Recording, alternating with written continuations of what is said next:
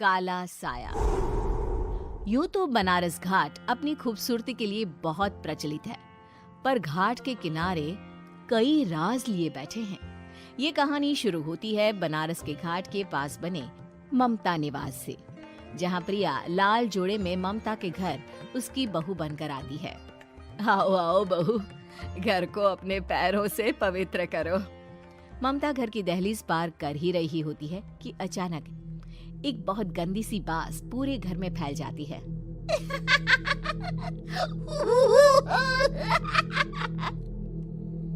ये बदबू और ये आवाजें, ये कौन हंस रहा है माँ? अब ये पड़ोसी ना हमारे थोड़े अलग से है। कहाँ हम शाकाहारी और ये मांस मच्छी खाने वाले। छोड़, तू ध्यान मत दे और गृह प्रवेश कर। और हाँ बहू, अपनी सास की एक बात हमेशा याद रखना, इन पड़ोसियों से तो कभी बात नहीं करेगी। अच्छे लोग नहीं है ये। अपनी सास की ये बात मानेगी ना बेटा? हाँ माँ, जो आपकी मर्जी, मैं उनसे बात नहीं करूंगी। अगले दिन प्रिया अपनी पहली रसोई बनाने रसोई घर में जाती है। ये छोकी बात तो नाक में जा रही है।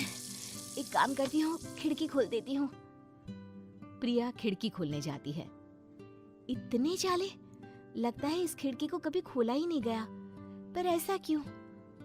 ओह, नॉन वेज की स्मेल आती होगी ना। 2 मिनट के लिए खोल लेती हूँ, फिर बंद कर दूंगी। प्रिया खिड़की खोलती है। खिड़की खोलते ही उसकी नजर सामने वाले घर की खिड़की पर पड़ती है, जहाँ एक लड़की खड़ी होती है।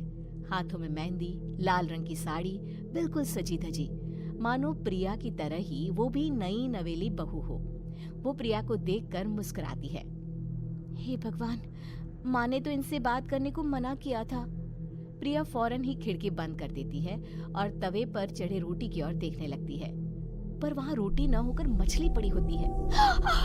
ये क्या? पहली ही रसोई में इतनी बड़ी गलती। हे भगवान, अब मैं क्या करूं? प्रिया बहुत डर जाती है और फौरन रसोई की सफाई करने और फिर सभी के लिए खाना बनाने लग जाती है। जब वो सबको खाना परोसती है, सब तो ठीक है, मैं बेकार में चिंता कर रही थी। हे भगवान, ऐसे ही बस अपनी कृपा बनाए रखना। रात के वक्त जब सब सो रहे होते हैं, तब प्रिया को पायल की आवाज सुनाई देती है, जिससे उसकी आंख खुल जाती है। ये पायल की आवाज कहाँ से आ रही है? प्रिया उठकर उस आवाज के पीछे छत की सीढ़ियों तक जाती है। तभी उसे बच्चे के रोने की आवाज आती है। प्रिया छत पर जाती है तो क्या देखती है? वही लाल साड़ी वाली लड़की अपनी गोद में एक नवजात बच्चे को घुमा घुमा कर सुला रही है। तभी प्रिया की नजर उसके पेट पर पड़ती है। ओह गॉड, ये तो प्रेग्नेंट भी है। सुनिए, बच्चा सो नहीं रहा है क्या? मैं कुछ मदद करूं? नहीं नहीं, आपके घर वालों को अच्छा नहीं लगेगा, मैं संभाल लूंगी।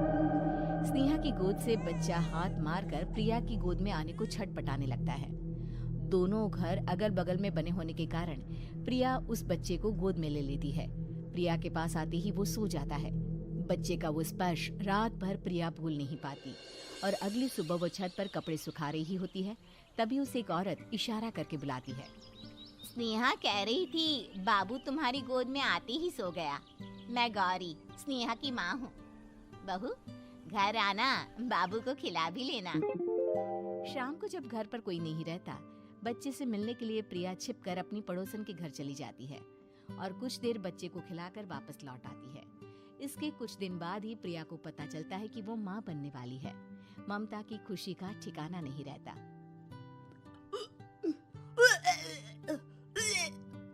माँ जी, पता नहीं क्यों उल्टी आ रही है। प्रिया भागती हुई वॉशरूम में जाती है तो हरे और लाल रंग की उल्टी करती है। उस उल्टी में से कीड़े निकलते हैं। ये क्या? खून और ये कीड़े! माँ! माँ! प्रिया की आवाज सुनकर ममता दौड़ कर आती है, पर बेसिन में कुछ नहीं होता। प्रिया हक्की बक्की रह जाती है। ये सब क्या हो रहा है? प्रिया घबरा जाती है और अपने कमरे में जाकर सो जाती है। डर के कारण वो इतनी थक जाती है कि उसकी आंख लग जाती है। तब उसे ऐसा लगता है उसके पेट पर मानो कोई बैठा हुआ हो। कौन हो? प्रिया के पेट पर एक 5 महीने की बच्ची बैठी हुई थी, जो बुरी तरह जली हुई थी। माँ, तुम ही मुझे लाई ना अपने पेट में। मैं तुम्हारी माँ नहीं हूँ। कौन हो तुम? माँ, देखो मैं जल गई बुरी तरह से। 6 महीने पेट में रहने को भी मुझे नहीं मिला। सहला दो ना माँ। बचाओ, बचाओ, माँ! ममता दौड़कर कमरे में आती है। प्रिया की बातें सुनकर वो सब समझ जाती है। तू कहीं बगल वाले घर में तो नहीं जाकर आई ना बहू? मुझे माफ कर दो, मैं गई थी माँ। उस घर में सब मरे हुए हैं बहू। कई साल पहले स्नेहा उस घर में बहू बनकर आई थी। कुछ ही दिन में वो एक बच्चे को जन्म देने वाली थी। पूरा घर बच्चे के आने की खुशी में खोया था कि एक दिन अचानक उस घर में आग लग गई। सब बुरी तरह जलकर मर गए। गौरी आज भी दादी बनने का इंतजार कर रही है और इसीलिए स्नेहा ने अपना अजन्मा बच्चा तुम्हारी कोख में डाल दिया।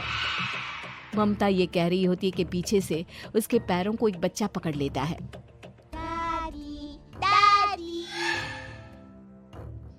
माँ, स्नेहा की गोद में यही बच्चा था।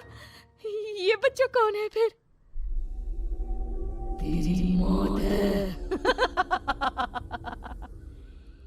तेरी भी दादी। जिस चीज का ममता को डर था वही हो गया। ममता निवास के ऊपर मौत ने चादर बिछा दी थी। प्रिया का पेट ऐसे बढ़ जाता है मानो 9 महीने का हो। 2 हाथ उसके पेट से बाहर निकलते हैं। बहू, संतोष को फोन कर, किसी पंडित जी को बुला बहू। प्रिया का पति भागता हुआ घर आता है। ये तो होना ही था माँ। तेरा पाप तेरे सामने आ गया तो तू सह नहीं पा रही है। स्नेहा घर में आग लगी नहीं थी, माँ ने लगाई थी, प्रॉपर्टी की लालच में। और वो बच्चा मेरी पहली पत्नी का बच्चा है, मेरा बेटा, जो कि उस आग की चपेट का शिकार हो गया था। मैंने तुमसे ये सब माँ के कहने पर छुपाया था। मुझे माफ कर दो प्रिया। तुम अगर चाहो तो यहाँ से जा सकती हो। मैं तुम्हें किसी भी बंधन में रखना नहीं चाहता। मेरी शादी हुई है आपसे, मैं आपको छोड़ नहीं सकती, पर उससे पहले हमें स्नेहा, उसकी माँ और बच्चे की आत्मा की शांति करवानी होगी। संतोष और ममता गौरी के घर जाते हैं। अंदर सब कुछ जला हुआ होता है। जमीन पर जली हुई लाशें बिखरी हुई थी। ममता रो रो कर अपनी करने की माफी गौरी से मांगती है। प्रिया स्नेहा के घर वालों का अंतिम संस्कार करवा देती है और ममता निवास फिर से आत्माओं के साए से मुक्त हो जाता है।